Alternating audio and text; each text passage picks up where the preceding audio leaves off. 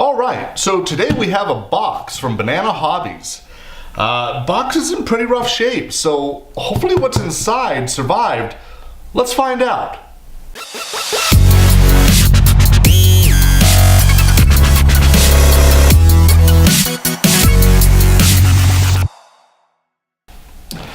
So recently we've been skipping past a lot of these unboxings from the shipping container, the shipping box, primarily just to keep the video short. Oof. And this one was just in rough enough shape that it was kind of a curiosity. So we're going to record as we go and see if we have any damage. Wow. So we always talk about how first impressions, opening a plane, opening a box, that's so huge, right? It's going to tell you everything you need to know about the quality of the airplane inside. And I'm actually a little nervous. So we've got a box inside a box wrapped in a few random chunks of styrofoam. Looks like it's all leftover packaging materials. The box on the inside is very plain. So this is a P-38. This is the California Cutie, specifically from Banana Hobbies. Tab based. Okay. And there is not one single drop of text anywhere on this box. The interior box looks okay. I don't see any real damage. A little crushing right here, probably from the corner of that box. But see what's inside, see if it survived. More random bubble wrap added to the package. All right, well, first impressions aren't too bad. It is a little unusual. Actually, it's very unusual. I've never seen any other plane come taped to a cardboard backing. So that's a little unusual. There's a very strange packaging setup here. We have no styrofoam holding anything in place. We have these strange little cardboard tabs they've taped in. So here's my immediate quibble. And I think this is a really valid one, especially, we're talking modern times here, modern planes. This is a ARF plane, and it's from a, fairly decent sized distributor manufacturer. And the problem that I have is it's a $250 plane. This does not feel like a $250 plane unboxing experience. It honestly feels like I'm being set up for disappointment here.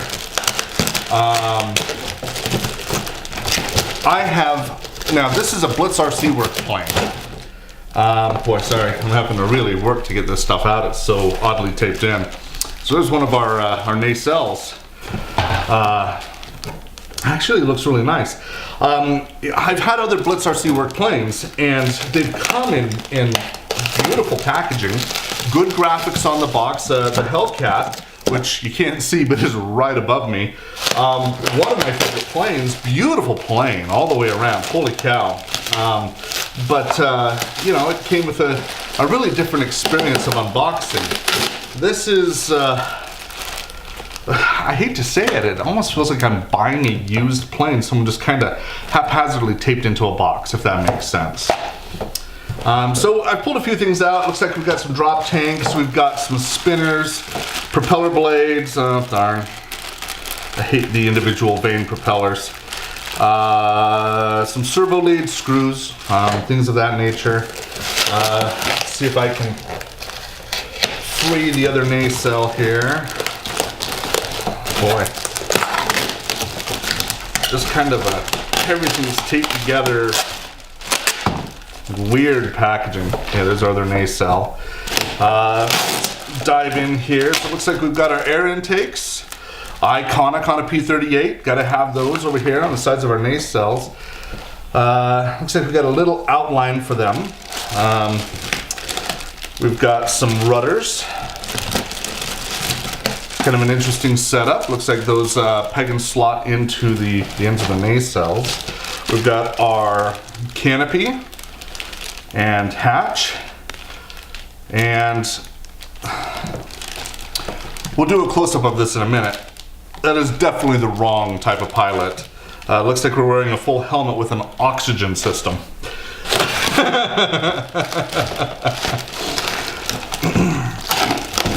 Alright, and we've got our center fuselage, which I was able to actually get out of the packaging. Looks like we've got some sort of a hatch up here. We'll have to see what that looks like here in a moment. Landing gear down below. I mean, overall, you know, the finish is not bad on this plane. The graphics are terrible. Oh my gosh. We'll do a close-up of this. Wow. It's rare that I get a plane where I feel like, got a carbon fiber rod, where I feel like, honestly, I should consider not assembling it and send it right back to the manufacturer. $250 plane. My immediate impressions here are not good. There's no flaps on this plane. There's no lighting on this plane. We have some, you know, actually fairly detailed retracts. But beyond that, you know, it's a two-motor plane. There's really just not a lot else to this. I really thought when I ordered this, the build quality was going to be higher. So let's go ahead. We'll get this unbagged because this is really unusual. Looks like we've got, yeah, definitely LiPo hinges, and they're already cracking. So we're gonna have to upgrade our rudder hinges right out of the gate. Let's go ahead and just do a quick unbox here. We'll unbag, we'll switch the time-lapse assembly up with the camera up above, and yeah, we'll see what happens here. We'll see what happens. Oh, interesting. Actually, before I switch, this is good to know. So on their website, Banana Hobbies, this is listed as a BlitzRCWorks plane. And again, I've had good experiences with that so far. Granted, that's a single plane. This actually is the manual, and it says J Power Group Limited. J Power Group. This is not a BlitzRCWorks plane. Well, that's good in the fact that it's not a BlitzRCWorks plane. There's, you know, at least not a name being tarnished there that I've actually enjoyed up until now. However, it is definitely misrepresented on their website, and this is not a quality that is worth $250. So, okay, rant aside, observations aside. All right, so I've got everything unbagged, and as I've gone through the plane here, I'm continuing to be disappointed. It's all the small things. It's all the small details. It's all the things that make other brands at a comparable price, frankly, just a better experience. None of the control horns through this entire plane are installed. We have no control rods installed. Now, we do have the quick connect clevis, or quick connect little, clevis pins, which is nice. Okay, that's a thing. But then I run into things like this. Our tail elevator here, that surface is warped badly. And not only is it warped, but it is so flimsy that it is terrifying, and there's no spar in this. So before I feel like this plane can ever fly, again, got to take and cut in, put a spar in, cut out this LiPo hinge, put in mechanical hinges. Again, something I shouldn't have to do on a plane at this price point. You know, rudders we know we're going to have to replace. But again, I'm just so shocked at the quality of the build. I don't know how I'm going to reinforce this tail yet, this rudder, but the rudder has to be reinforced. It's just going to snap right off.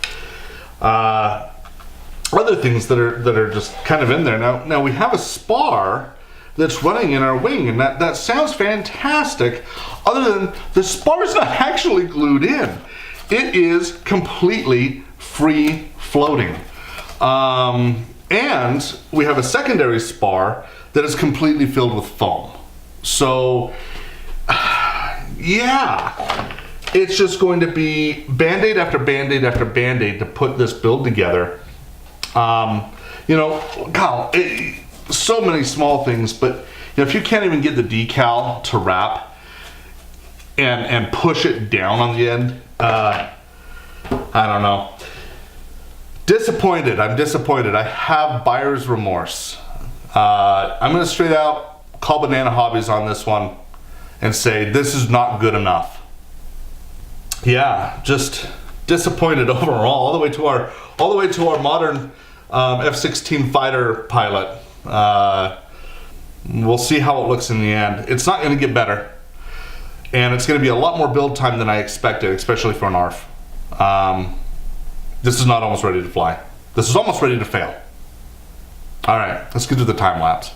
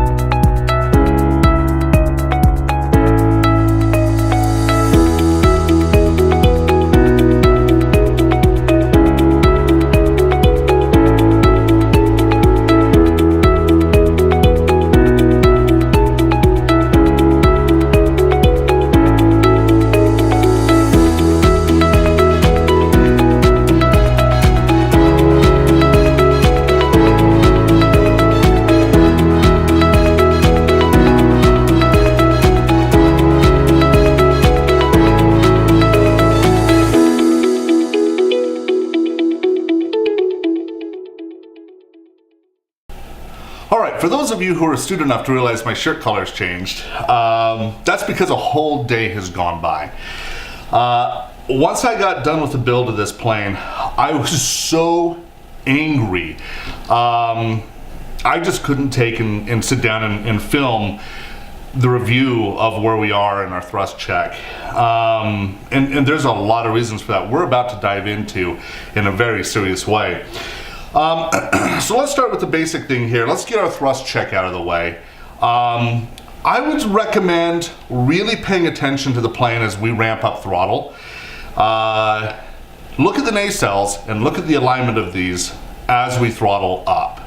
All right, here we go. Get a good grip on this thing.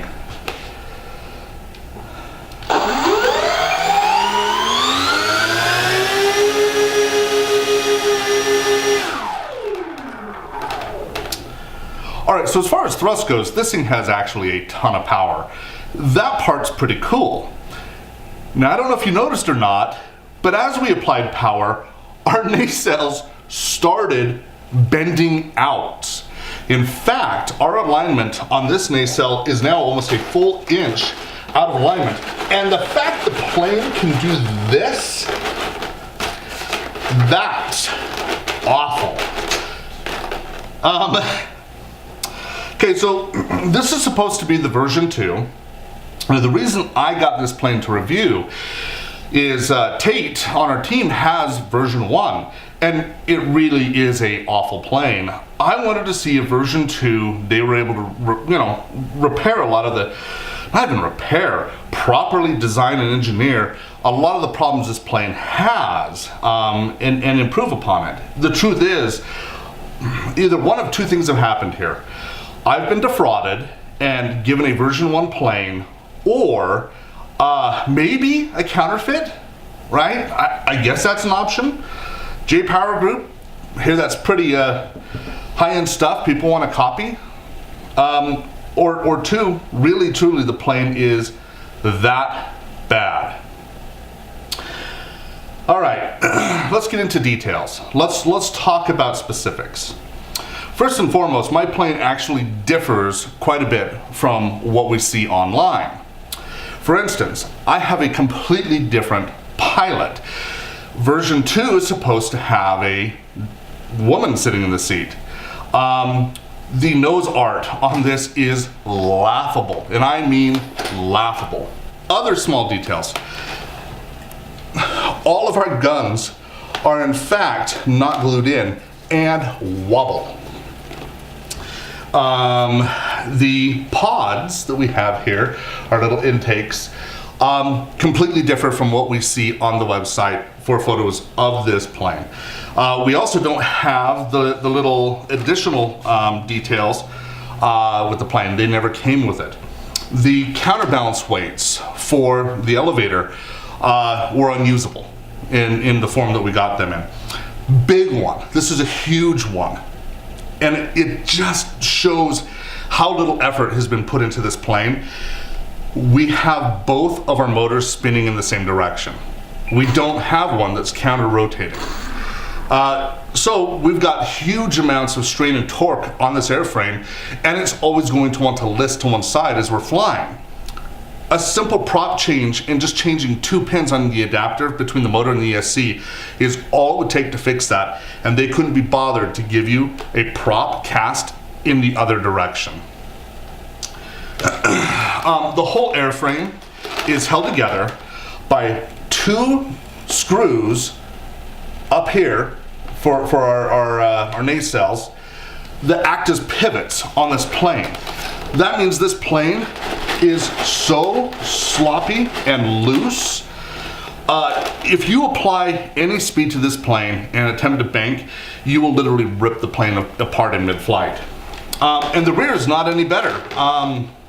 Boy, hard to illustrate some of this. We have massive flex in every single surface. So, we all get up, we pull, a little bit of speed. Sometimes our planes will gyrate, sometimes we'll get some fluttering. This thing's designed to flutter out of the box. Really just a terrible design. Now, the reason that this all matters to me so much, I have a product development and design background. I'm also an entrepreneur. This plane costs peanuts to make, and they have the gall to charge $250 for this plane. I find that to be borderline fraud. It's perverse. It is completely unethical. Let's get into some more details. Let me grab my stand here.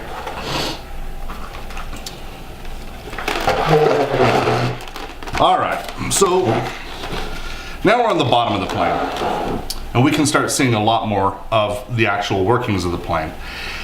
Again, in the photos, we show beautiful clean lines of decals.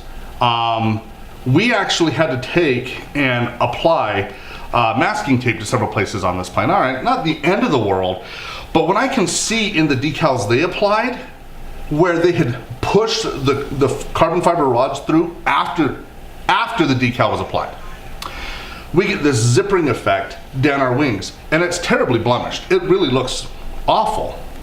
So what are they doing in their design and build process that can allow that to become so jacked up?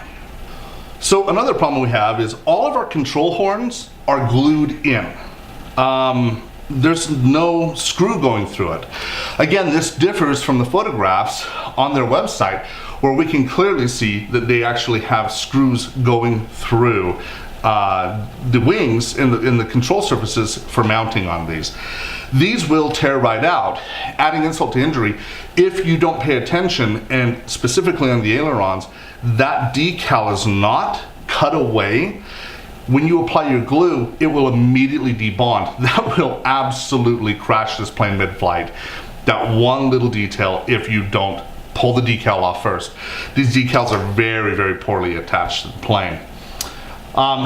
You know, other things that we see that again are very frustrating. The rear is held on by two screws, the rear control surface. This is literally just a pressure fit. It's just squeezing the foam in there. That is nowhere near strong enough, and it allows for flex in the airframe. All in all, this plane has been such a disappointment, not because I was super into the plane. Truth be told, Flightline is going to have, you know, my heart with the P-38 they're producing. That will be my P-38, the one I'm excited to own. This is at a more affordable price point, and because of that, more people are buying it. In fact, as we do this review, we see that it's out of stock on their website. I don't want anyone to get this lemon.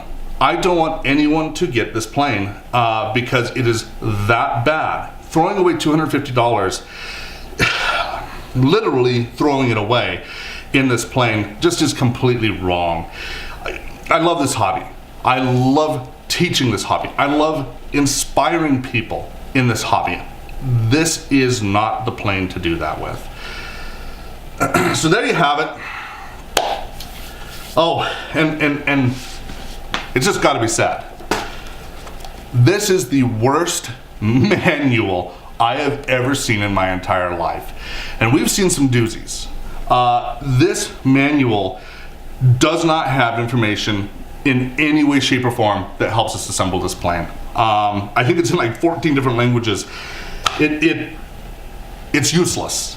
And there's so many little details with this plane that you have to figure out on your own. Again, this is not a plane that I recommend to anyone. So that's the review of the California Cutie, sold by Banana Hobby under the name BlitzRCWorks, shilling for J Power Group. Hopefully you found our review helpful. Do us a favor. We're trying to grow the channel. Hit the like, hit the subscribe button, share this video, and yeah, keep flying.